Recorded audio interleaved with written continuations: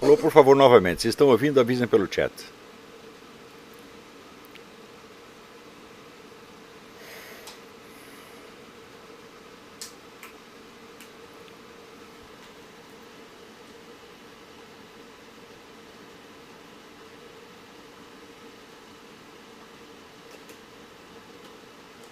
Sim, sim, sim, sim. Todo mundo ouvindo. Então vamos lá.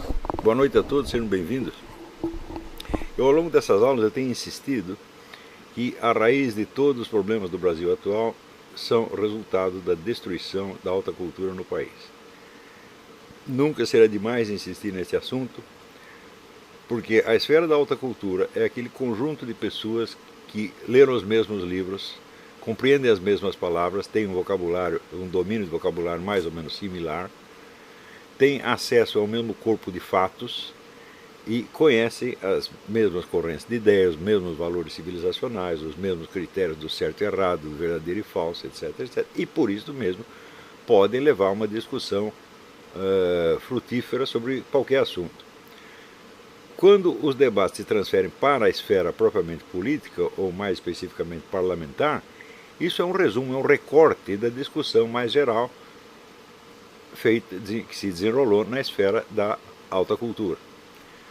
A partir do momento em que a alta cultura desaparece, então nós podemos fazer a seguinte comparação. O Miguel Reale, ele mandou, quando era reitor da USP, mandou criar um obelisco lá, e em volta pôs uma inscrição onde dizia que a cultura era como uma esfera, né, cujos raios iam em todas as direções. Você imagina, quando não há essa referência a um centro da cultura, centro que é composto de valores civilizacionais conhecidos por todos, ainda que isso varia de civilização para civilização, isso não faz diferença, o que acontece é que as pessoas pegam ideias soltas, opiniões soltas, frases soltas, e são como assim se abrisse um livro de Platão, em qualquer página, lê uma frase, e depois lê uma frase de Nietzsche no meio de um outro livro e começa a querer tirar alguma conclusão. É exatamente assim que as pessoas raciocinam hoje em dia no Brasil. Elas não têm centro, não têm referência, não têm mapa do território. É tudo tiro no ar, é tudo chute, na verdade. Então nós podemos comparar assim, em vez de você ter aqui um centro que tem raios que vão em todas as direções, né, e que um raio se comunica com o outro através do centro, não, você pega pontos quaisquer de um dos raios e um outro ponto de um outro raio, um terceiro ponto do outro raio e cria uma figura. E você acha que isso é realidade porque isso lhe dá a impressão de realidade. Sobretudo, esta impressão de realidade, na maior parte dos casos, advém do simples sentimento de concordância. Quer dizer, o gostar ou não gostar, o aprovar ou não aprovar alguma coisa, se torna automaticamente critério de realidade. Quer dizer, se aquilo ressoa em você como uma coisa que lhe é agradável, você acha que é realidade, e se não ressoa, você acha que é falso. Quer dizer, uma reação simplesmente, vamos dizer, emocional, gustativa e, no fim das contas, lúdica. O pessoal está brincando. Né? Daí a tendência de... seguinte, quando se diz lembra qualquer fato negativo a respeito de um partido político, de uma religião, de um país, de uma nacionalidade, de uma cultura, né, automaticamente as pessoas entendem que você está contra aquela entidade, aquela religião, aquela cultura, aquele país, etc, etc. Se você diz uma coisa agradável, eles acham que você está a favor. Quer dizer, no fim das contas, você só tem essas duas categorias, o contra e a favor. Isso é, o gostei e não gostei. Isso ainda é norma geral em toda a discussão brasileira. Inclusive, quer dizer, da parte de pessoas que exercem uma responsabilidade pública e teriam que ser um pouco mais sérias nas suas discussões.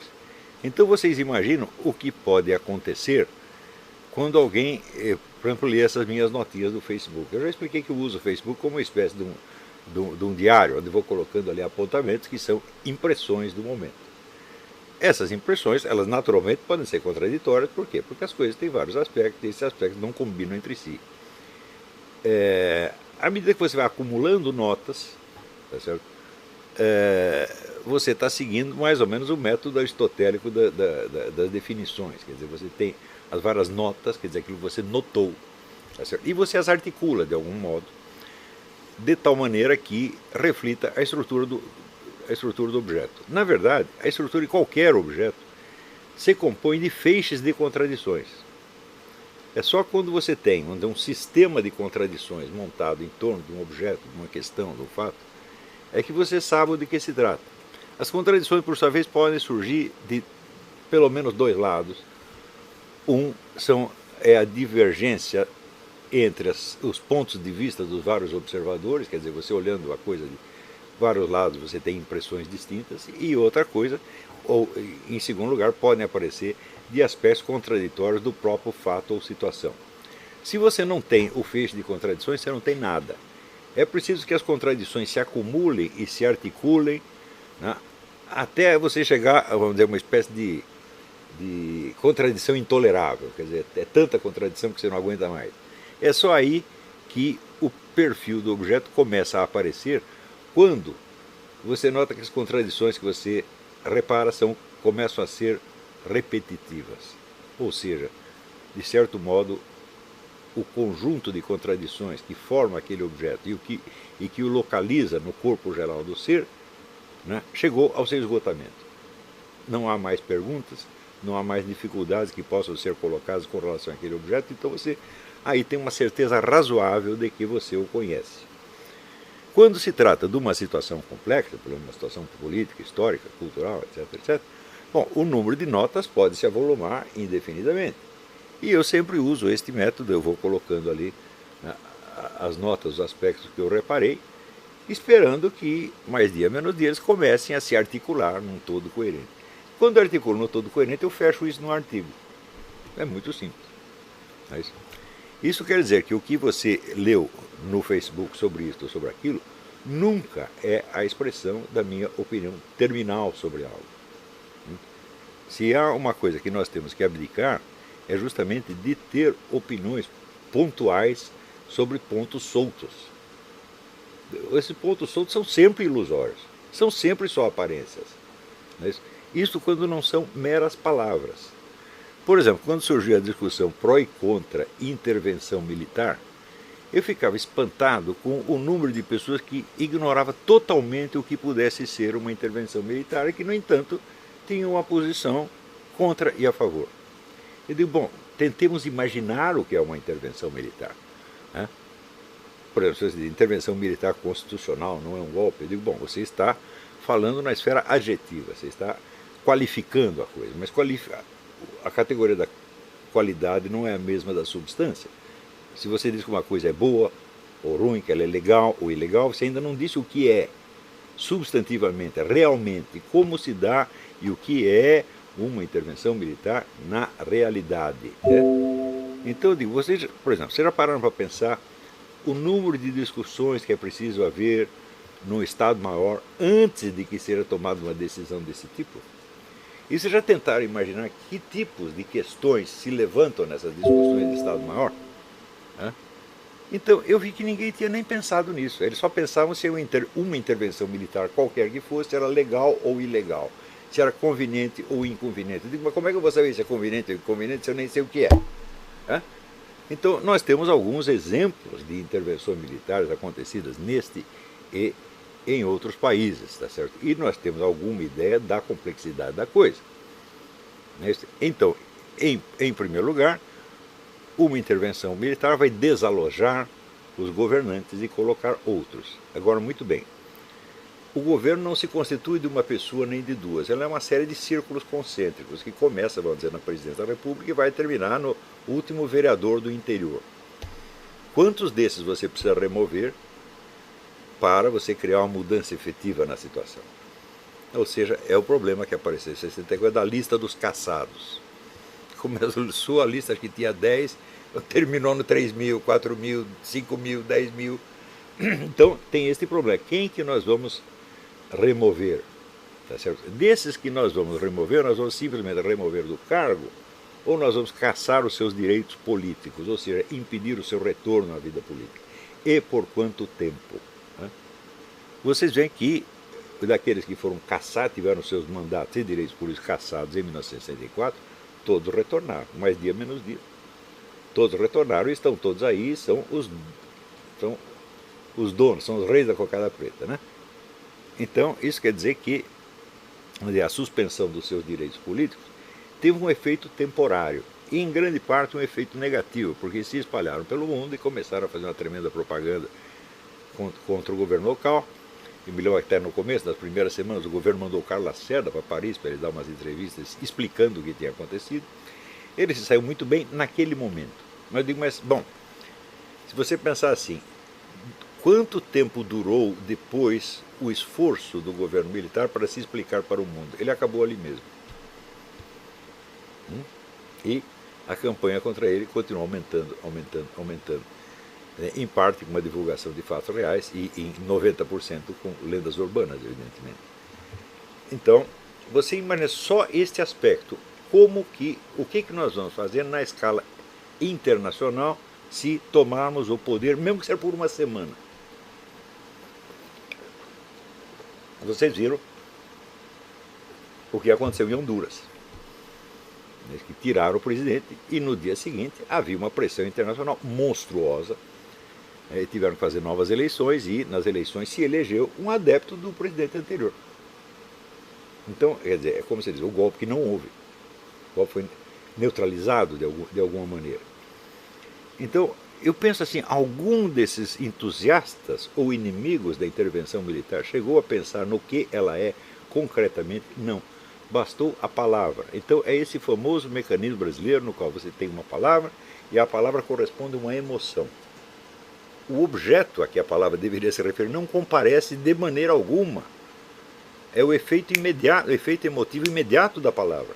Então eles estão tomando posição a partir de meros símbolos verbais, aos quais não corresponde absolutamente nada. Não é isso? E pior, as pessoas tomam posição contra ou a favor dessas meras palavras e exigem que a gente também tome. Eu digo, meu filho, você é um gênio, você consegue tomar posição a favor ou contra de coisas que você não sabe o que é. Eu não consigo. Eu preciso saber o que é. Então o que eu faço? Eu vou ali meditando e anotando os vários aspectos que a coisa aparece. Esse que eu estou mencionando, por exemplo, as discussões no Estado-Maior, eu fiz ali uma lista de 12 itens que eu coloquei no Facebook faz tempo. Né? 12 questões que surgiriam naturalmente num Estado-Maior. Aliás, o pessoal sabe o que é Estado-Maior? Não, ninguém sabe o que é Estado-Maior. Estado-Maior é o corpo de oficiais que analisa os cenários possíveis e entrega para o comandante para, com base nele, ele tomar uma decisão. Ou seja, o Estado-Maior não decide nada, ele apenas especula possibilidades, certo? Com base, evidentemente, em dados, estatísticas, etc, etc. Então, o Estado-Maior é o suporte intelectual do comando, e é ali que se dão as discussões. Eu já dei aula na Escola de Comando do Estado-Maior do Exército, dei várias, tá certo? E eu via que era um pessoal muitíssimo bem informado. Muito mais do que qualquer jornalista que eu conhecesse. Tá certo? E via também que ali dentro havia alguns antagonismos. Eu, por exemplo, um dia tive lá uma discussão, quase saindo no tapa, com um coronel que era irmão do Luiz Mercadante. Ele estava lá na Escola de Comando do Estado-Maior.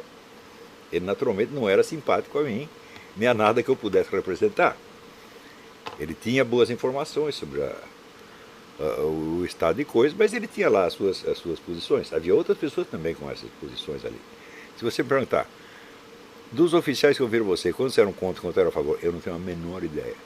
Porque eles não se pronunciavam, evidentemente. Né? Podiam fazer uma pergunta ou outra, mas nenhum ia levantar ali para fazer um discurso. Então, a maior parte das pessoas que estão falando de golpe militar nem sabe o que é Estado-Maior. Não é isso? Quanto mais ter uma ideia do que se discute ali. E, no entanto, essa discussão, a respeito do nada, a respeito de uma bolha de sabão, criou, assim, despertou as maiores emoções, positivas e negativas. Houve pessoas que choraram. Uma vez eu escrevi umas coisas mostrando que o golpe militar era inviável. Tem uma moça que chorou. Ela tinha apostado tanto naquilo. Né? Outras vezes você fala alguma coisa. Por exemplo, um dos dados da situação, que eu sempre levei em conta, é que, evidentemente, a situação de desordem jurídica, moral, social, etc., etc., tinha chegado a um tal ponto que, de fato, uma intervenção militar era a maneira mais rápida e fácil de resolver as coisas. Em princípio, levando em conta só a situação nacional. Se digo isso, automaticamente eu sou entendido como um adepto do golpe militar. Mas no dia seguinte, né, eu faço a lista das dificuldades do Estado-Maior e pronto, eu já virei contra o Estado-Maior. Né? Ou seja, o procedimento científico normal, que é de você levantar as hipóteses contraditórias e ir descrevendo uma por outra, uma atrás da outra, é totalmente desconhecido no Brasil. Eu vejo pelas discussões que apareceram, né, e que culminaram nesse idiota desse Fábio Osterman, dizendo: o Olavo tem posições contraditórias a respeito da intervenção militar. Eu digo: mas não são posições contraditórias, o idiota. Eu estou anotando os vários aspectos para depois poder articular o feixe de contradições se eu chegar a alguma conclusão. Que também, se eu não chegar a nenhuma, eu digo: bom, os milicos estão esperando por acaso o meu pronunciamento para dizer se eles fazem intervenção ou não? Não estão nem ligando para o que eu falei. Então, se eu não chegar a conclusão nenhuma, dane-se, não vai fazer diferença alguma. Tá certo? Mas é assim que eu procedo em todas as questões que eu estou examinando. Né? Então, se vocês pegarem a minha apostila, Problemas de Método na Ciência Humana, você vai ver que está tudo lá. Né? Então, você tem, em primeiro lugar, vamos dizer, as pessoas dos agentes, agentes individuais e grupais. Quem são eles? Quem são os personagens que estão em jogo? Segundo, você delinear o horizonte de consciência de cada um. O horizonte de consciência é assim, é o conjunto de articulado e compreensível de informações a que o sujeito tem acesso. O horizonte de consciência se delineia pelo seu limite. Ele não é positivamente, você não precisa fazer a lista do que o sujeito sabe. Você pega os pontos que obviamente ele não sabe. Diz: bom, isso está fora do horizonte de consciência dele, isso também está fora, isso também está fora, isso também está fora. E partimos do princípio de que onde o sujeito não enxerga, ele não age. Tá certo? Então, se ele não age, aquelas ações possíveis que seriam determinadas por aquelas informações estão excluídas do cenário e simplifica um bocado a coisa. Então, em seguida você precisa avaliar o peso relativo desses elementos que estão fora do horizonte de consciência. Ou seja, o que é a ignorância realmente? Existe a nesciência, que é você não saber alguma coisa, e existe a ignorância, que é você não saber alguma coisa que você precisaria saber. Né? Então, o que é ignorância mesmo? Então, os vários fatores de ignorância são, certamente, matrizes de ações que não incidirão sobre a realidade, serão ações ilusórias. Então, você tem, em cada momento, você tem para cada personagem, individual ou grupal, um conjunto de ações que são viáveis e um conjunto de ações que vão escapar da realidade e não vão produzir nada ou vão produzir resultados desastrosos para o próprio agente. Não é isso? Se você não fez este diagnóstico com relação a uma ação política que você propõe ou que você deseja, então você não sabe nada a respeito. Zero. Assim, você está lutando por palavras. Se você falar, por exemplo, sei lá, nós queremos o impeachment.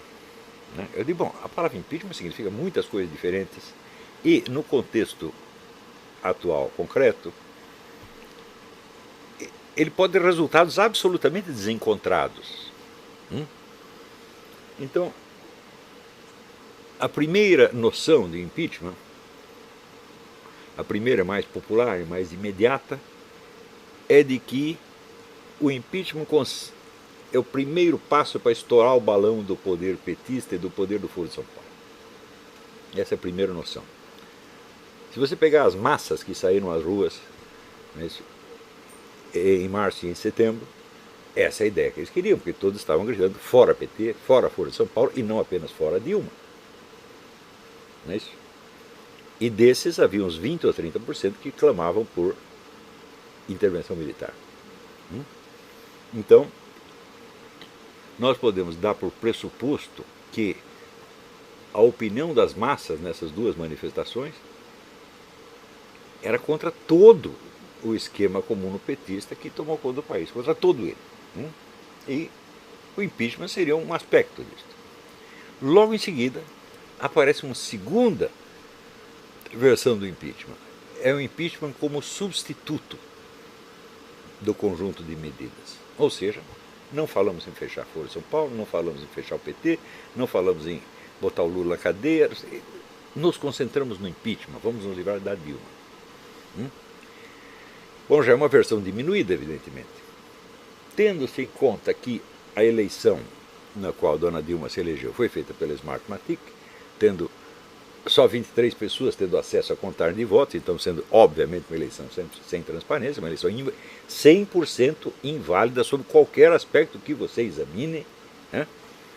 Então, aí você já tem um segundo divisor no sentido do impeachment. Para algumas pessoas, o impeachment é um primeiro passo para você invalidar tudo e eleger um novo governo. Para outras pessoas, o impeachment é exatamente o contrário. É uma maneira de se livrar de uma governante incômoda, inepta, tá certo? E não fazer nada mais. Então, o impeachment é para derrubar o sistema ou para consolidá-lo? Eu digo, bom, depende de quais são os agentes que estão em jogo. Não é isso? Você vê aqui.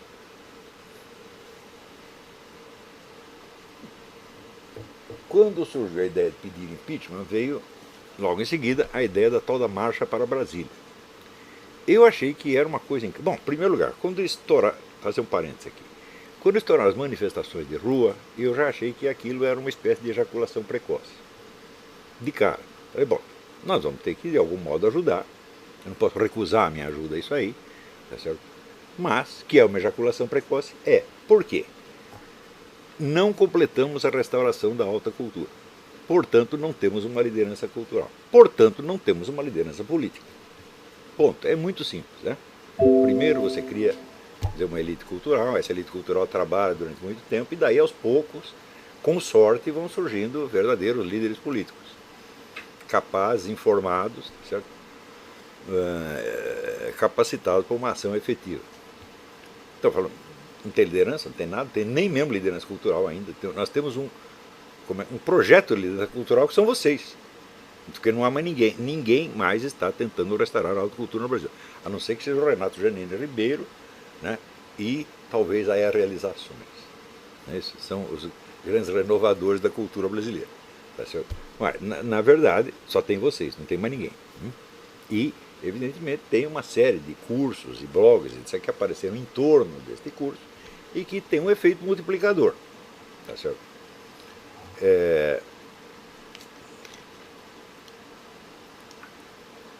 Mas é só você fazer a seguinte pergunta: quantos gênios existem em circulação no Brasil atualmente e comparar com o que tinha nos anos 50? É uma coisa horrível, é horrível você ver isso aí, horrível, né? Sumiu tudo realmente, né? Então, não tendo a liderança, bom, pode ser um movimento caótico, mas não se pode prejulgar que um movimento caótico seja ineficaz, mesmo porque ele estava crescendo muito. E eu mesmo recomendei aos candidatos a líderes que não liderassem nada, mas que simplesmente seguissem a massa. Por quê? Se você não tinha líderes conscientes e preparados, você tinha uma massa consciente e preparada. Uma massa que estava entendendo tudo o que estava acontecendo. Isso é que eu achei o fenômeno mais extraordinário de todos os tempos.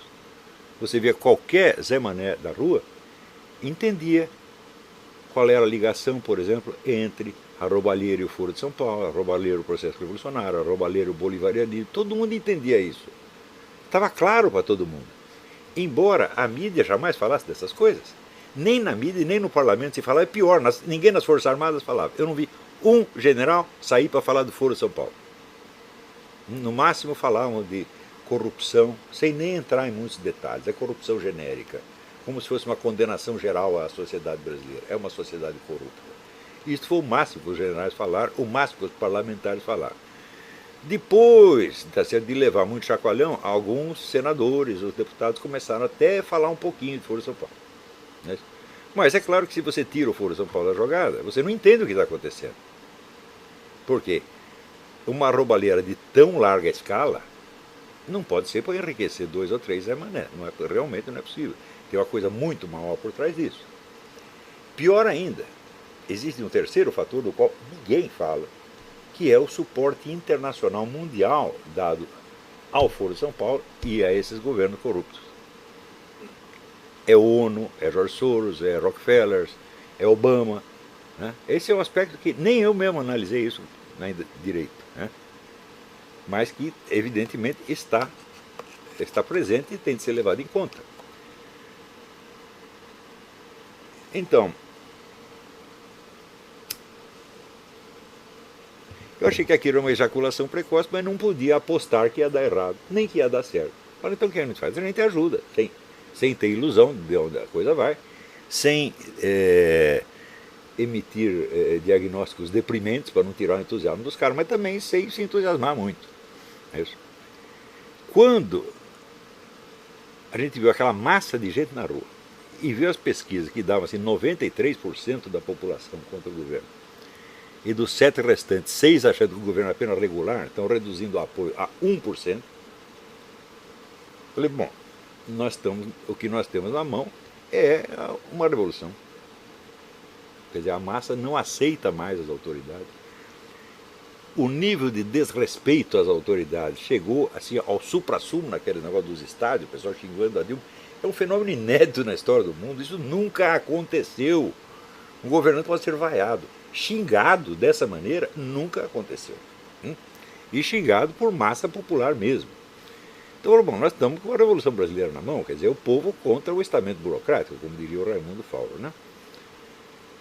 E daí aparecem as mentes iluminadas e dizem, bom, nós vamos fazer uma marcha para Brasília para pedir o impeachment. Com isso você faz o quê? Você transfere o protagonismo da situação da massa para a classe política. Classe política que a massa rejeitava e achincalhava. Não deixava um político nem subir no palanque. Você, até o Bolsonaro foi rejeitado, até o Bolsonaro. Não, você é deputado? Não, não queremos. Eles não tinham nada pessoalmente contra o Bolsonaro, mas é o fato de ser deputado. Não queremos deputado, não queremos senador, não queremos governador, não queremos PSDB, não queremos político nenhum. Então, você está passando o protagonismo do movimento justamente àqueles que o movimento rejeitou. Evidentemente já era um tiro no pé. Segundo, você não reúne 2 milhões de pessoas na rua para dizer, espera aí que eu vou até Brasília e já volto. Você não faz isso. Isso aí também é um fato inédito na história do mundo. Quer dizer, os autonomeados líderes da manifestação, que não eram líderes de coisa nenhuma, ninguém jamais tinha ouvido falar deles, apareceram no palanque pela primeira vez ali. Se você perguntar como se disseminou a palavra de ordem da manifestação, se disseminou por internet, por 1001 canais que ninguém podia controlar. Não é isso?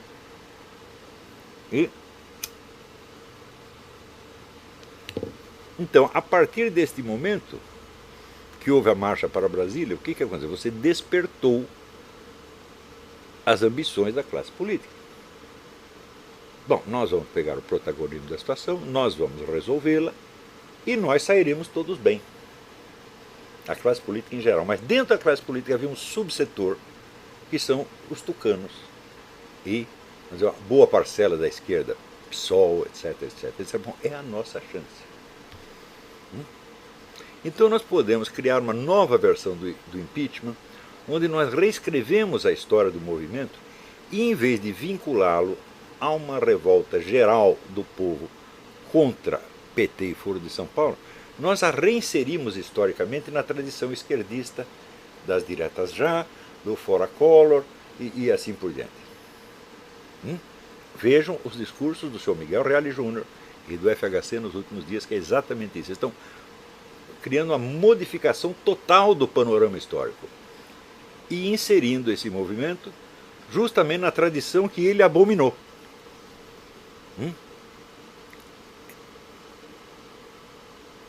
Então, se nós pegarmos os agentes que criaram essa situação, como por exemplo o senhor Fábio Osterman e outros, não vou nem falar de Kim, né? Esqueça isso é mosquito, né? Eu no começo pedi para que não falassem mal do Kim, embora ele estivesse errado, defendi o rapaz, né? Mas assim, é caridade, eu estou fazendo apenas isso, né? E no Brasil está assim, você dá uma esmola para o sujeito, ele já acha que ele é o seu doutor. Então eu dei lá uma esmolinha para o Kim, ele começou a achar que era importante. Nós vamos esquecer o Kim. Vamos concentrar em pessoas que têm um pouco mais de autoridade, de poder, como o chefe do MBL, esse Fábio Osterman. Este homem está capacitado para fazer uma análise política? Obviamente não. Porque é só você ouvir os discursos do Miguel Reale, do Hélio Bicudo e do FHC, e você vê, quer dizer, que você colocar o movimento numa outra retaguarda histórica que é contrária à dele, é evidentemente você usurpá-lo e colocá-lo a serviço dos inimigos. Não tem a menor dúvida disso aí. Quer dizer, como é que um sujeito não percebe isso? Como é que ele acha que, nós nos aliando ao Hélio Bicudo, nós vamos ganhar publicidade? Sim, você vai ganhar publicidade para o Hélio Bicudo. Ou você acha que amanhã ou depois, graças ao Hélio Bicudo, vai aparecer todo mundo na rua com cartaz Fábio Osterman tem razão? É? Ninguém vai nem saber que é Fábio Osterman, meu Deus do céu. É? Então, a incapacidade de fazer uma análise simples da situação, né, e de você perceber que por cima e por trás do movimento popular houve uma manobra para inverter o seu sentido histórico. Se você não é capaz de perceber, você não é capaz de perceber nada. Mas da onde vêm essas coisas? São as pessoas que saem para estudar no exterior e voltam com os titulinhos e todo mundo acha que você sabe alguma coisa. Você chega, eu estudei na George Washington University. Bom, eu lecionei na George Washington University. Eu só entro na universidade como professor, nunca fui aluno dessas porcarias. Eu estudei na Atlas Foundation. Bom, eu dei aula na Atlas Foundation, né? Então, as pessoas vêm com essa coisa e acreditam que sabem alguma coisa, meu Deus do céu. E as pessoas tomam decisões que são absolutamente desastrosas. Desastrosas para o povo, não necessariamente desastrosas para elas e para os grupos beneficiados. Porque amanhã ou depois, provavelmente, você vai ver, né, a Dilma não vai chegar a ver o impeachment. É claro, nenhum governante suporta impeachment. 1 minuto antes de sofrer impeachment, a mulher renuncia, como fez o Collor, como fez o Nixon, como faz todo sujeito que sofre ameaça de impeachment. Mas renuncia, vai para casa e daí vai aparecer FHC, Miguel Reale Júnior, Hélio Bicudo, Zé Serra, Aécio Neves, todo mundo batendo no peito e dizendo: o povo se reuniu em torno da oposição e nós libertamos o Brasil deste pesadelo petista, etc. É isso que vai acontecer. Né? Só que todos os petistas vão continuar nos seus postos, por quê? O FHC tem compromisso sério com o Foro de São Paulo desde 1993. Isso não é brincadeira, gente. Até hoje, nenhum jornalista perguntou para ele: o que o senhor está fazendo naquela reunião de 5 de maio de 93, a reunião secreta com o pessoal do FHC que saiu no jornal Grama Cubano? Ninguém consegue nem perguntar isso para ele. E acha que pode raciocinar e entender as coisas sem esta informação. Então o que você vê? É um horizonte de consciência que é autocastrado. Eles estão que nem o Garcia Lorca, quando o toureiro amigo dele foi chifrado lá, morreu na arena. Não, eu não quero vê-la. Eu não quero ver porque senão se eu ver eu vou ter uma crise hipertensiva, vou ter um infarto, vou passar mal, então eu não quero. Tá certo? E o pessoal faz assim. Não quer saber porque tem medo de saber. Tem muitos que escondem porque tem interesse em esconder e são os espertalhões. E tem os 99% que são aqueles carinha que tem medo de ficar com medo. Né? O meu marca-passo vai parar de funcionar, tudo assim. Esses caras já são os velhos caquéticos aos 20 anos. Né? Aliás, eu fui espantado. Assim, às vezes os caras me chamam de velho gaga. Eu falo: pô, mas peraí, eu dei algum sinal de gagazice até agora? Não sei nenhum. É que eles acham que 68 anos é uma idade de estar gaga. Eles acham mesmo, porque eles são de uma geração muito fraca, que aos 50 anos tem infarto, aos 55 está usando marca-passo e aos 60 morre. Então eles esperam que o negócio aos 68 anos ter para acabar. É normal essa expectativa neles, porque a expectativa com eles medem assim mesmos. Eles acham que quando tiver 50 anos minha vida acabou. Então é uma medida de tempo humano que reflete o quê? Uma decadência física extraordinária, baseada na falta de testosterona. A dose de testosterona na juventude hoje é 50% do que era no tempo que eu nasci. É só você ouvir as pessoas falarem, para você encontrar um homem com voz de homem no Brasil é uma raridade. Está cada vez mais raro. Isso não tem nada a ver com o sujeito ser gay ou não. Pode ser daqueles caras que só pensam em mulher 24 horas por dia, mas ele fala que nem mulher. Por quê? Porque o corpo dele não tem força para produzir uma voz de homem, meu Deus do céu. Então, são pessoas assim que eles têm uma expectativa de vida curta, com relação a eles mesmos, e a possibilidade deles estarem ainda em ação aos 68 anos, mas nem lhe passa pela cabeça. Então, naturalmente, ver um cara com 68 anos, ele tem que estar gaga. Mesmo que ele não esteja, ele tem que estar oficialmente vai ser gaga. É uma coisa assim, é deplorável. A gente fica até deprimido de ver essa juventude, né, é, medindo as coisas com esta escala diminutiva, deprimente, autocastradora no fim das contas. Não é isso? Então, eu digo, olha, 60 e 70 anos é a idade com que os filósofos produzem o que tem de melhor. Né? Todos foram assim. Mesmo em épocas em que a duração média da vida era menor.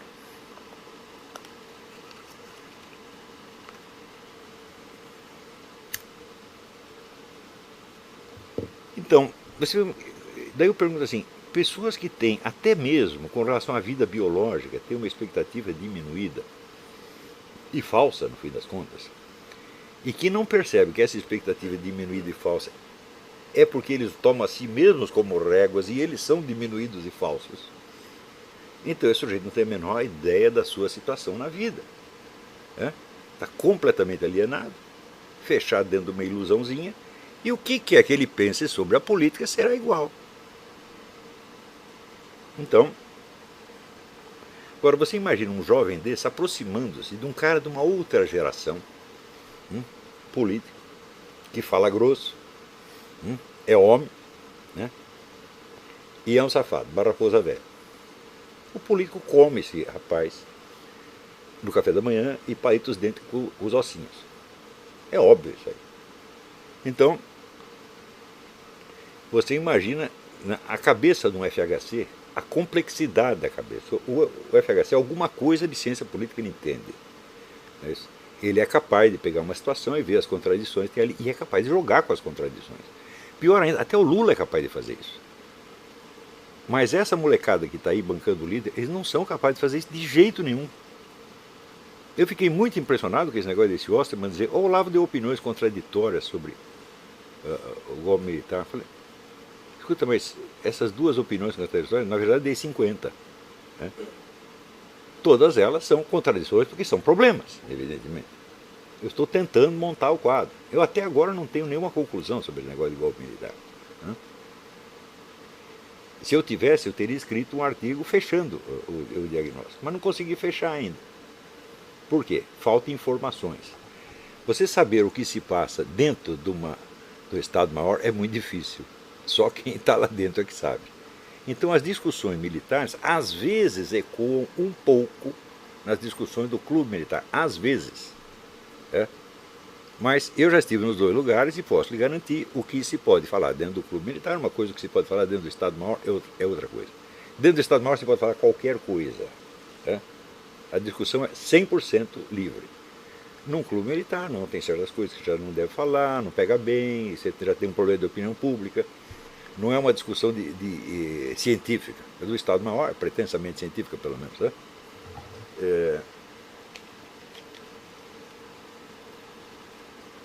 Nós estamos nas mãos de pessoas que não são capazes de articular um problema, meu Deus do céu.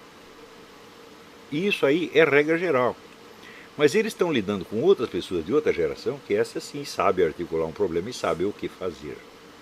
Então eu penso, se eu fosse um tucano, o que eu faria diante dessas movimentações populares? Eu chego lá, quero subir no palanque, os caras não me deixam, cospem na minha cara e me mandam embora. E eu digo, pô, eu vou sofrer tudo isso por causa dessa Dilma? Não, de jeito nenhum, nós temos que nos livrar dela e livrar o nosso. Como fazer isso? Não podemos manipular as massas. Mas existem pessoas que foram apontadas pela mídia como líderes da manifestação ex post facto. Você vai dizer, por exemplo, que a massa saiu às ruas convocada pelo Fábio Osterman ou pelo Kim Kataguiri? Não. Elas nem sabem quem as convocou.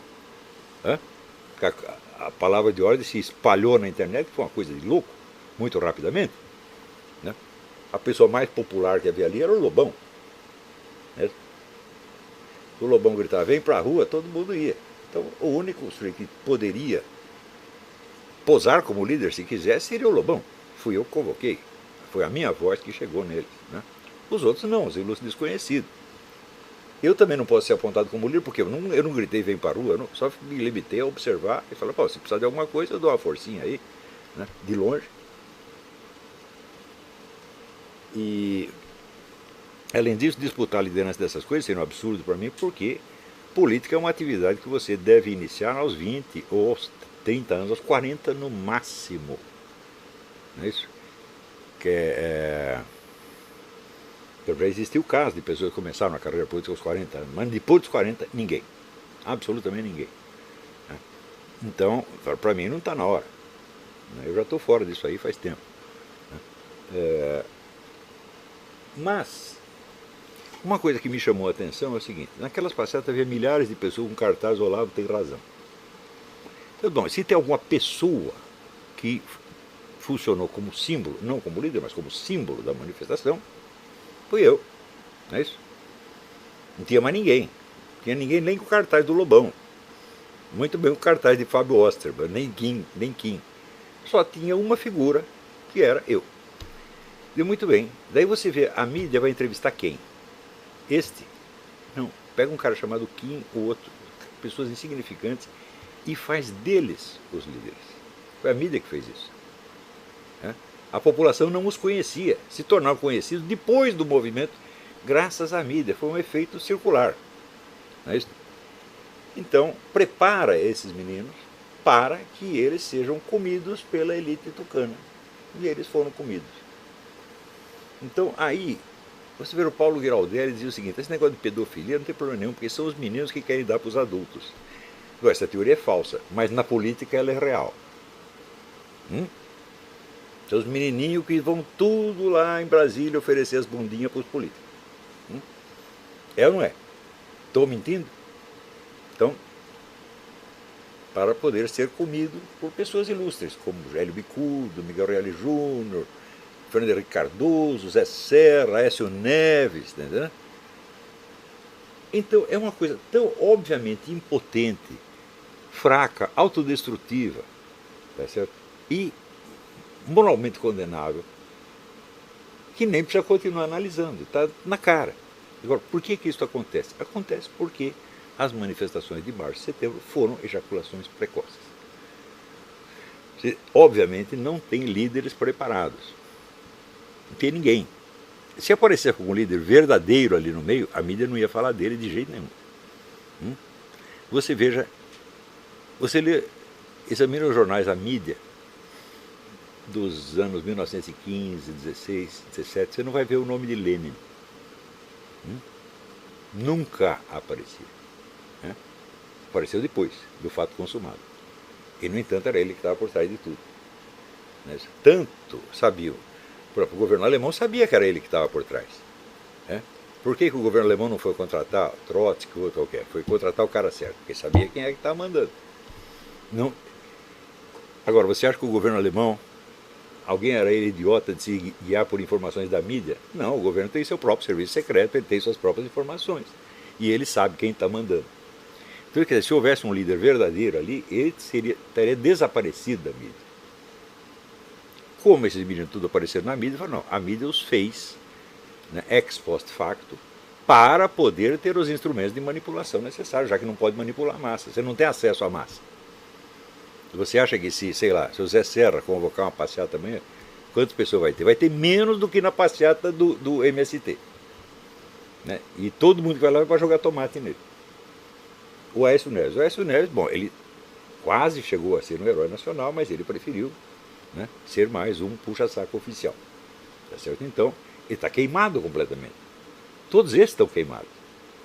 Então, não temos acesso à massa, mas podemos pegar este líder, chamar para uma conversação, oferecer algumas vantagens, e dar para eles a ilusão de que, com uma certa facilidade, nós tiramos a Dilma daí e daí está tudo resolvido. E foi exatamente isso que aconteceu. Qual é o problema aí? O problema é a falta da elite cultural. Não surgirá uma elite política capaz sem uma elite cultural antes. Isto é impossível. Ainda que a situação se precipite, como de fato se precipitou, por efeito do cansaço popular. O povo cansou disso aí. Então você tem, de fato, uma explosão espontânea. Que se tivesse um líder para aproveitá-la, viraria uma revolução. Como os líderes são esses que tem aí, o que era uma revolução, o que parecia, o que tinha todos os meios para ser uma revolução, virou um conchavo de gabinete com o seu Miguel Reale, seu Bicudo, etc., para salvar o quê? salvar a tradição histórica dos movimentos de esquerda. Nós que lutamos pelas diretas já, nós que lutamos. É? Sim, nós lutamos, como diz o Miguel Real, nós lutamos contra os fuzis da ditadura, depois nós lutamos contra o Collor, lutamos pelas diretas já, e agora estamos aqui novamente fazendo a mesma coisa. Você acha possível? Pega aquele povo que se reuniu na rua. Então vocês estão aqui de fato na tradição das diretas já, na tradição da luta, na tradição de todos os seus inimigos, na tradição dos ladrões, na tradição do Foro de São Paulo. É isso que você está aqui para aplaudir? Fala, claro que não. No entanto, veja a facilidade com que foi virado. Porque tudo isso não é testado perante a opinião pública. É tudo uma conversa de gabinete. E essas pessoas que fizeram isso, eu já disse, eu espero, eu rezo para que elas tenham feito isso por malícia. Porque se fizeram com boa intenção, então são mais idiotas do que eu mesmo poderia imaginar. Então, Fábio Osterman, espero que ele seja um cara maquiavélico, maligno, que quis ferrar com tudo e vender tudo para os tucanos. Se ele fez isso, bom, então fez bem feito. Agora, se ele acredita, que fez de boa intenção, acha que isso vai libertar o Brasil do PT do Foro de São Paulo, então sinto muito. Então acabou a conversa, porque não dá para conversar com um frango assado, tá entendendo? Realmente não é possível. Né? Então, gente, eu digo isto para ressalvar pela milésima vez a responsabilidade que vocês têm. Né? Este país só começará a tomar jeito, só haverá uma liderança política séria, se amanhã ou depois vocês superlotarem as livrarias do Brasil com livros bons, da sua autoria. Você dá um curso, fazer um blog, não adianta. Vocês têm que começar a produzir. E produzir coisa muito séria e coisa muito boa. Isso é urgente, urgente. Agora, quando eu digo que a coisa urgente é um negócio de longo prazo, então significa que a situação está muito ruim.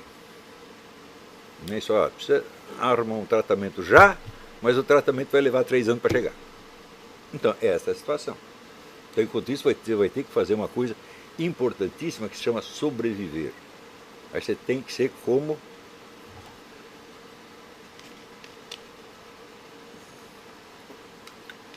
o dramaturgo Gerhard Hauptmann. E durante a guerra todo mundo fugiu da Alemanha e ele ficou lá dentro. Ninguém ouviu falar dele. Ele sumiu. Daí quando terminou a guerra, o cara perguntou: o que você fez durante todo esse tempo? Ele disse: eu sobrevivi. Então, isso já é fazer alguma coisa. Quer dizer, onde você não pode agir, mas você pode sobreviver, e durante a sobrevida você se fortalece, e fortalece, e fortalece, e fortalece. Sobretudo se fortalece preparando-se para enfrentar o pior com um sorriso nos lábios. Eu digo, vamos supor que vier amanhã um bando de petista, eu não vou levar você para o pelotão de fuzilamento. Eu diria, é um prazer, meu filho. Quer dizer, eu aceito isso aí. Eu não tenho nenhum medo da morte, zero de medo da morte, zero, zero, zero, zero, zero. Se eu ainda tivesse medo da morte com 68 anos, eu seria um idiota. Você pode ter medo da morte aos 12 anos, 13 anos. Não é quando você tem uma vida inteira para viver. Eu tenho uma vida inteira para morrer. Não é isso? Então, você tem que estar preparado para isso. É o negócio dos Founding Fathers. Você tem que sacrificar sua vida, seus bens, sua liberdade e sua honra. Ah, honra não. Os caras vão me xingar, pô. Vão rir da minha cara. Tá bom, mas vocês não riem da minha. E qual é o problema? Eu também rio da deles. Isso não dói. Às vezes eu fico consternado por ver assim, a burrice e a baixeza dessa pessoa. Mas que isso realmente me ofende, me magoa, eu falo, não. Me magoa se a Roxane falar essas coisas de mim, se o Pedro falar essas coisas de mim, daí sim. Mas esses caras, pelo amor de Deus, pô. O que vai se esperar deles? Isso não tem nada a ver com a ideologia política. A burrice e a ignorância não é monopólio da esquerda. É monopólio de qualquer pessoa que presume além das suas forças. Não é isso? Então, bom, se você ver, eu durante 20 anos eu fiz análise da situação política brasileira e invariavelmente fiz as previsões acertadas. Invariavelmente. Às vezes não dá certo exatamente no prazo. Não é isso?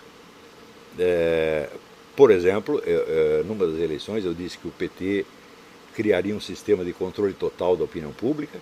Daí passou 2 semanas, ele não criou, alguém falou, tá vendo, estava errado. Eu falei, espera um pouquinho, você vai ver. Né? Saber o prazo exato, falei, bom, aí só Deus sabe. Né? Aliás, eu queria fazer um parênteses sobre isso aí. Aqui nos Estados Unidos a gente lê muitas análises apocalípticas. Você pega os negócios da Bíblia e vê o que está acontecendo agora. Então, olha, regra geral, infalível, né? Princípio de interpretação bíblica. Qualquer semelhança que você veja entre fatos da Bíblia e fatos do mundo corrente é somente analógica. Sempre. Analogia é uma mistura de semelhanças e diferentes. Então, isso quer dizer o seguinte, a analogia existe para despertar a nossa inteligência, para fazer a gente ter mais imaginação e para despertar novas intuições. É para isso que ela existe. Ela nunca é prova de nada. Uma analogia não pode ser prova, meu Deus do céu. Porque a analogia prova uma coisa e prova a contrária. Não é isso? E aqui a mania de previsões apocalípticas chega a tal ponto que os caras já sabem em que capítulo do Apocalipse nós estamos. Mas para você saber em que capítulo, você precisa saber onde a história vai terminar. E onde a história vai terminar? Jesus Cristo disse que não sabia, meu Deus do céu. Ele disse isso aí só Deus Pai. Eu sempre interpretei assim, como Jesus Cristo é o Logos divino, a inteligência divina, e Deus Pai é o poder divino, a onipotência divina, o fim do mundo não será uma decisão lógica baseada no Logos. Será um ato livre de Deus Pai Todo-Poderoso. Então, é por excelência imprevisível. Você vai acabar quando ele quiser. Ele não tem satisfação a prestar nem a ele mesmo. Então, se é um ato livre e imprevisível, então nós temos, primeiro ponto, esta é a regra do Eric Voegelin, não pode haver uma teoria geral da história, porque nós não sabemos quando a história vai terminar. Então não existem leis gerais. Se nós sabemos que vai terminar, então tudo está em aberto. Então você pode raciocinar dentro de escalas temporais limitadas, tá certo? Sabendo que depois dessa escala vem outra, vem outra, vem outra, vem outra, vem outra. Não é isso? Então, isto é a premissa para que qualquer estudo sobre o movimento histórico, seja do mundo em geral, seja de um país em particular, seja um estudo de tipo científico, portanto experimental, portanto sempre tentativo. Eu sei que no Brasil as pessoas não entendem ciência assim, elas entendem que ciência é um corpo de dogmas estabelecido de uma maneira, de uma vez por todas. E se você botou em dúvida uma coisa, você é um herege. É assim que se faz ciência no Brasil. Então, por exemplo, outro dia eu falei, olha, pode ser que o petróleo não seja um combustível fóssil, isso é apenas uma teoria, existem outras teorias. Como o pessoal no Brasil não acompanha a discussão científica internacional, não fica sabendo disso. Então, aparece o idiota, olha, ele está dizendo que o petróleo não é combustível fóssil, que é o caipira que ri daquilo que ele não sabe, meu Deus do céu. Teoria da evolução. Eu digo, vocês já pararam para pensar o volume de livros que se publicam a favor e contra a teoria da evolução? Isso é inabarcável. Isso quer dizer que não está no poder humano chegar a uma conclusão sobre isso. Agora não está mesmo.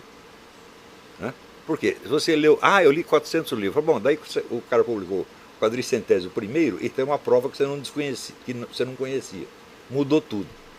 Então, ciência é isso, meu Deus do céu, ou não é? Ou ciência agora é um corpo de dogmas que está fixado de uma vez para sempre? É claro que não, tudo que é científico pode continuar sendo discutido eternamente. Você pode, no máximo, dizer que existe mais probabilidade de que esta teoria terá certo do que a outra. Mas olha, eu confesso que eu nem isso sei. Tudo que eu li a favor da teoria da evolução, eu dizia assim, parece que está certo. Daí eu li a contra, parece que está certo.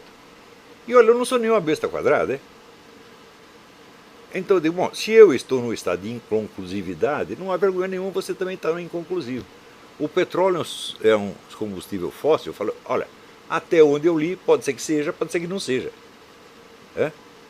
Portanto, nenhuma dessas duas teorias é risível em si mesma, porque a risada não é um argumento científico.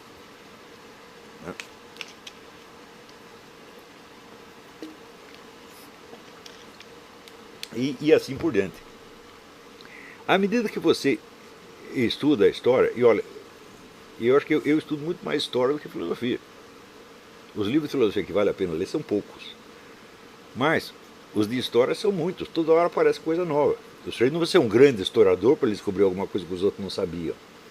Então, se você pega esse Henry Kamen, que escreveu Spanish Inquisition, bom, ele não é nenhum Leopold von Ranke, ele não é nenhum Jacob Burckhardt, ele é apenas um cara que descobriu algo importante sobre a Inquisição Espanhola. Mas livros desse tipo existem de monte e de monte e de monte e de monte. Não só na esfera histórica, na esfera científica também. Olha, outro dia me caiu na mão este livro aqui.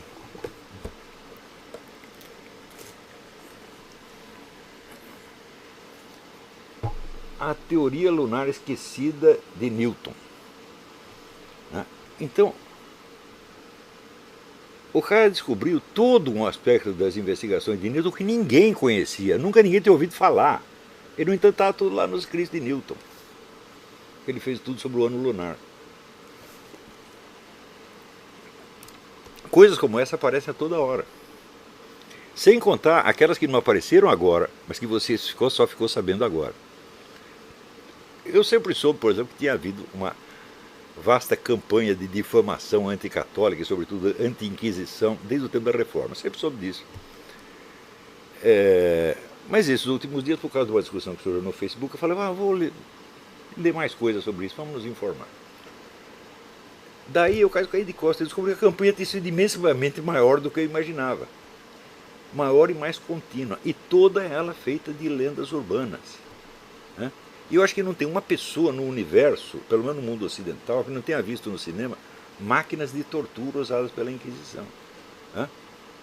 Todos os historiadores que entraram no assunto dizem que essas máquinas nunca existiram. Mas só os historiadores dizem. O cinema continua mostrando as máquinas. O pastor protestante da esquina continua falando das máquinas. Né? Eu digo, bom, isto aí é um fator histórico tão relevante, mas tão relevante, que praticamente esse anticatolicismo ele foi a espinha dorsal da cultura americana no século XIX. Era o único ponto que havia em comum entre todas as igrejas protestantes. Elas não concordavam em nada, só tinha esse ponto. Então, este era o centro unificador. E era uma força política tão extraordinária que chegou a haver processos, já no começo do século XX, para fechar a Igreja Católica nos Estados Unidos, porque ela apresentava um risco iminente para o regime democrático. Que risco? É um risco inexistente, mas, tal como aparecia na lenda urbana, não é isso? O Papa não fazia outra coisa senão conspirar contra a democracia americana, contra a qual ele não fez nada, zero, zero, zero, zero, zero. Pior, por exemplo, tem este livro aqui. Isso foi o que mais me espantou. Anticatolicismo na ficção americana do século XIX.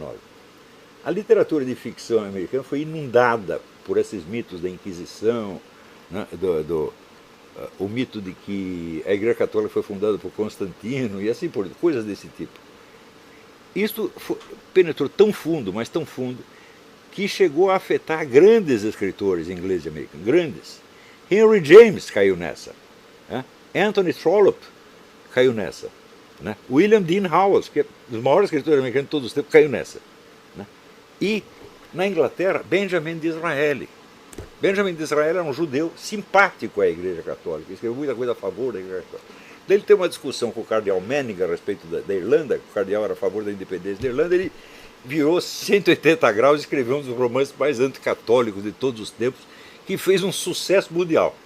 Você imagina o cara que foi o primeiro-ministro da Inglaterra, escreve um romance, todo mundo vai ler, mesmo que o romance não seja bom. Era bom, na verdade, Disraeli é um excelente escritor. Então, você imagina o prestígio que essa coisa adquiriu. Olha, está aí o Disraeli, Henry James, Anthony Trollope, os maiores. Quando você vai ver, toda esta coisa era baseada num único livro de um historiador que desconhecia a língua latina, nunca leu nada dos primeiros padres da igreja, nada, nada, que por sua vez só se baseava em literatura protestante. Você veja a força da lenda urbana, que começa em 1500 e pouco e prossegue até agora. Então eu digo, nunca houve uma campanha de difamação deste tamanho. A contribuição dos iluministas a isso foi pouca, porque na verdade, por exemplo, os mitos que os iluministas criaram não chegaram aos Estados Unidos, ficou só na França. Os mitos criados pelo adotados pelo anticatolicismo americano são todos de raiz protestante. Os comunistas depois não inventaram uma campanha desse tamanho contra a Igreja Católica. Nunca. Então esta foi a maior campanha de difamação de todos os tempos, modelo de todas que se seguiram. Isso quer dizer que o protestantismo é falso? Claro que não. Só quer dizer que os líderes protestantes não prestam. O que não impede que eles tenham razão nesse ponto, naquele. Então, isso não é uma discussão teológica, evidentemente.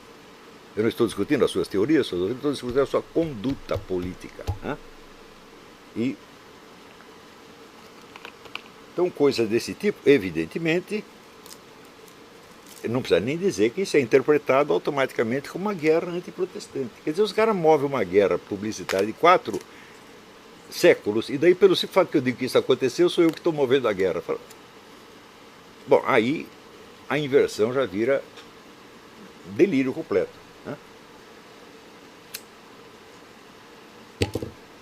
Então, que conclusão eu tiro disso aí? Não tirei conclusão alguma ainda. Por enquanto, eu estou na fase de medir o tamanho do problema. Mas, você vê, para muitas pessoas, por exemplo, vamos supor, você é católico, você acredita na Santa Madre Igreja, na doutrina, etc. Você já parou para pensar, e se tudo isso for falso? E se a Igreja Católica estivesse 100% enganada? Se você nunca pensou nessa hipótese, você não pode ter certeza de que a Igreja está certa. Se não há confrontação com a dúvida, a sua fé não vale absolutamente nada. Tá certo? Você, de fato, se você é apenas uma criancinha e a sua alminha precisa ser cuidada para você não ter a tentação e tal, então nós vamos preservar você de todas as objeções. Assim como você mantém o garoto na ilusão de que existe Papai Noel, tá certo? Então os ensinamentos da igreja vêm junto com isso. Eu lembro na minha cabeça tudo isso, quando eu tinha 6, 7 anos, tudo isso na minha cabeça estava sintetizado, era uma coisa só: Papai Noel, Jesus Cristo, a Igreja Católica. Mas se você já é uma pessoa adulta, então quanto vale a sua fé? Quando você vai ver a história dos santos, a história da igreja, veja, toda a doutrina católica durante 10 séculos foi feita no confronto com objeções.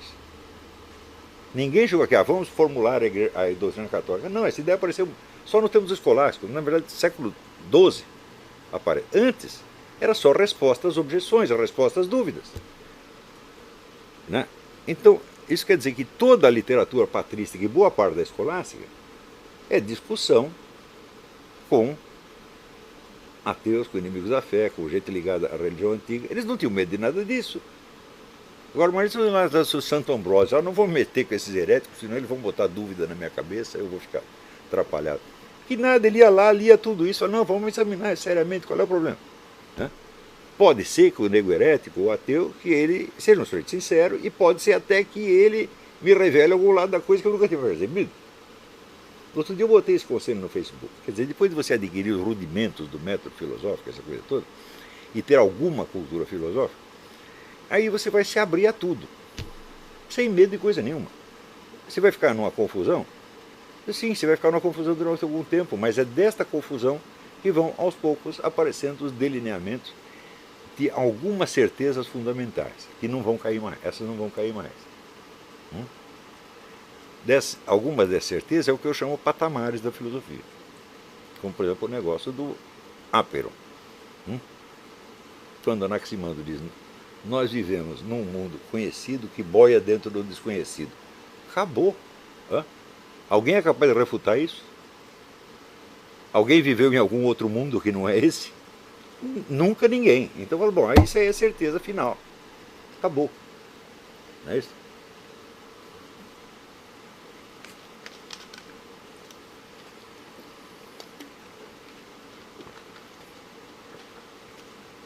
E, às vezes, algumas conclusões filosóficas a que você chega individualmente também se assentam como pontos falando que não são mais derrubáveis, são chamados apodícticos.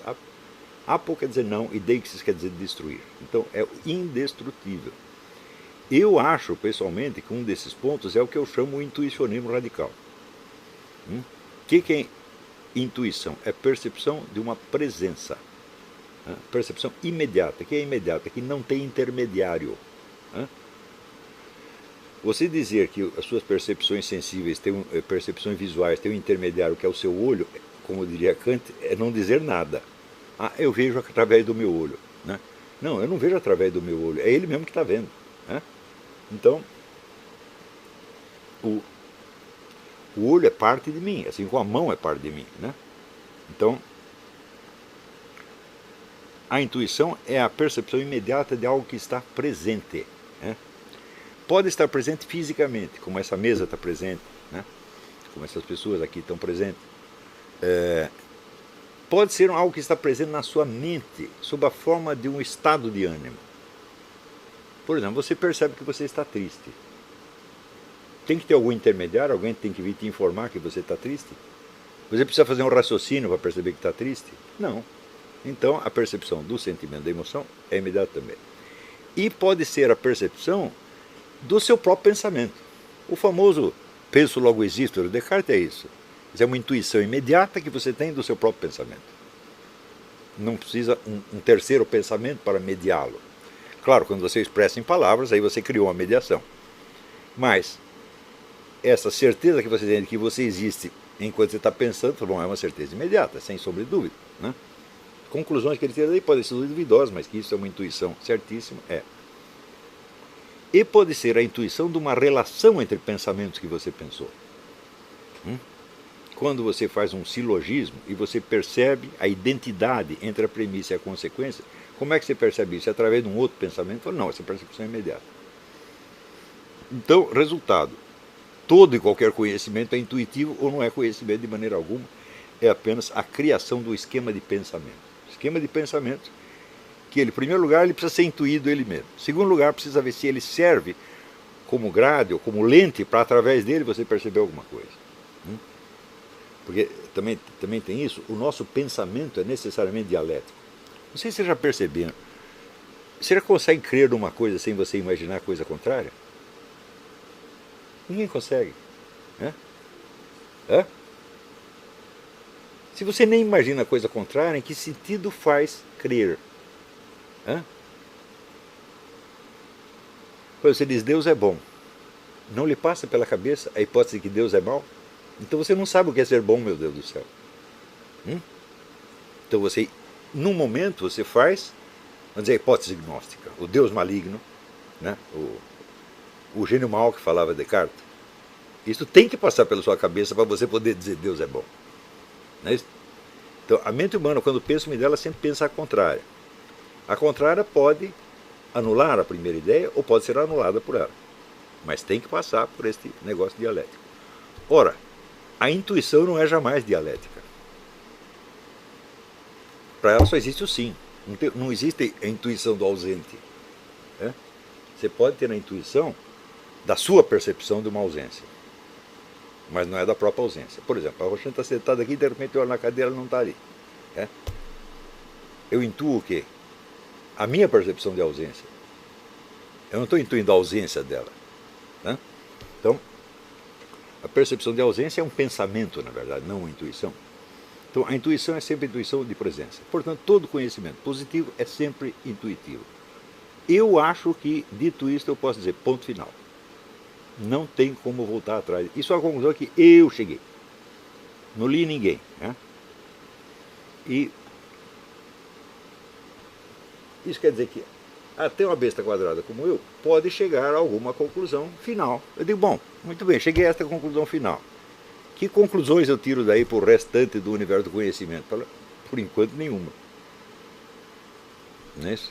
Quer dizer, nós podemos ter certezas, mas são sobre pontos definidos, em geral pontos demasiado genéricos e abstratos, e a realidade concreta, no seu fluxo e variedade constantes, continua sendo incerta.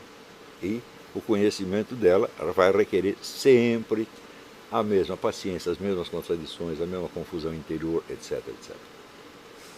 Acontece que, na cultura brasileira, como a sociedade brasileira é feita de pessoas frágeis, não é de hoje que é assim. Né? Você no Brasil você não tem a tradição do self-made man, que nos Estados Unidos está acabando também. Leia o livro do David Riesman, A Multidão Solitária, você vai ver que o self-made man é coisa de uma outra época. Durou até os anos 50, daí acabou.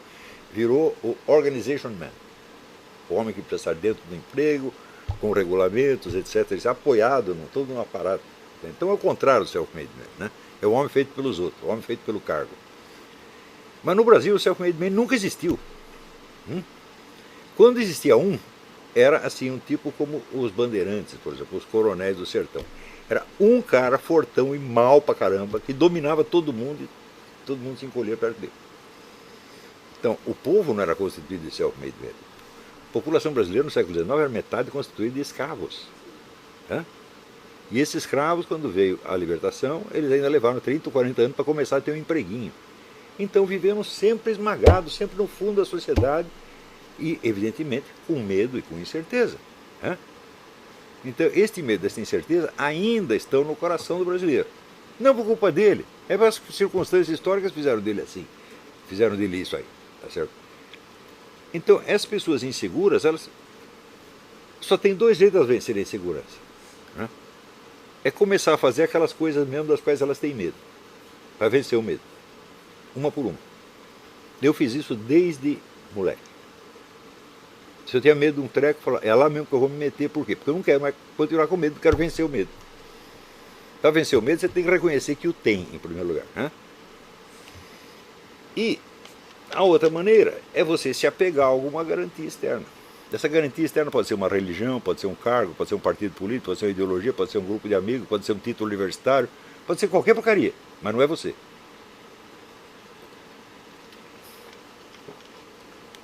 E justamente por causa disso, as crenças a que o sujeito adere no começo da vida são muletas psicológicas. São coisas não são coisas nas quais ele realmente crê, mas são coisas nas quais ele precisa para sentir que está de pé. Então, se você tira a muleta dele, sente que vai cair. Na verdade, não vai cair coisa nenhuma. Ele vai ficar de pé como antes, mas ele não vai perceber. É o medo de cair. Então, isso quer dizer que as pessoas se apegam desesperadamente a coisas nas quais, no fundo, elas não acreditam de jeito nenhum, das quais apenas elas precisam para manter a sua segurança psicológica. Por isso que toda discussão fica muito difícil. E isto vai continuar assim enquanto você não tiver uma verdadeira discussão de elite intelectual para dar exemplo para as outras pessoas. Exemplo de uma multidão de pessoas que não tem medo dos fatos contraditórios, não tem medo da dificuldade, tá certo? Não tem medo de ter as suas queridas ideias desmentidas, tá certo? E que já as teve desmentidas muitas vezes e vai ainda terá outras. E não tem importância, vamos continuar. Tá certo? Então é este exemplo que vocês vão ter que dar. Agora, outra característica do brasileiro é assim. Ele sendo um sujeito fraco, ele se considera um Zé Ninguém. E, por isso mesmo, ele tem um terror pânico de desempenhar um papel público maior. E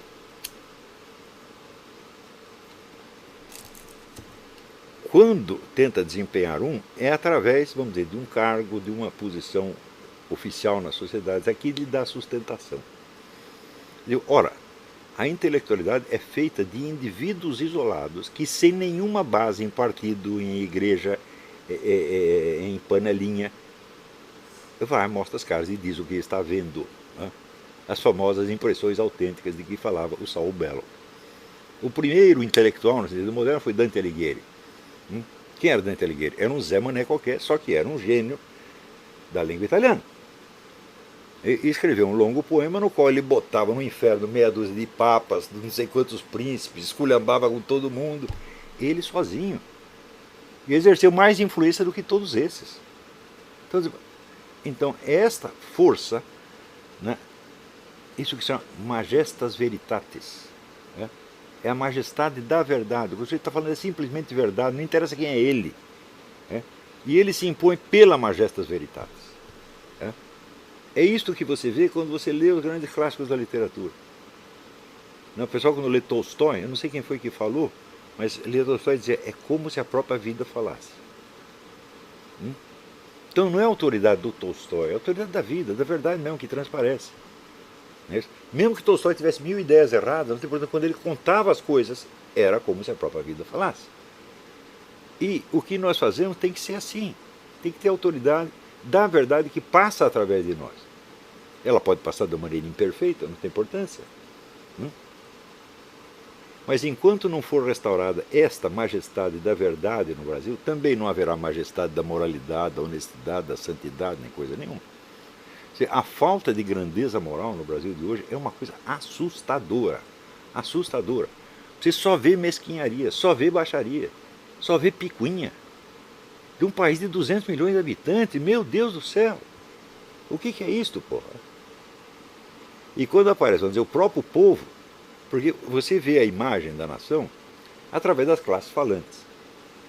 Então, eu não estou querendo dizer que na massa popular não existem santos e heróis. Claro que existe, só que você não os conhece. Você só vê o que? As classes falantes. E nessa aí você só vê mesquinharia, mentira, fingimento, teatrinho. Há um ponto que às vezes eu penso em desistir da nacionalidade brasileira. Eu falo, não, eu não quero ser isso. Então, não desisti ainda, né? Mas que dá vontade, dá. E acho que muita gente sente isso. E você não quer aparecer perante o mundo com este carimbo em você. E você é daquela nação de ladrõezinhos, mentirosinhos, né? Fingidos. O que é isto? Cadê os seus heróis? Cadê os seus santos? Né? Cadê os seus gênios? Não tem. Né? Então, isso tudo acabou por quê? Só a alta cultura que gera isso. Então, entender a sua missão. Vou fazer um intervalo, daqui a pouco nós voltemos.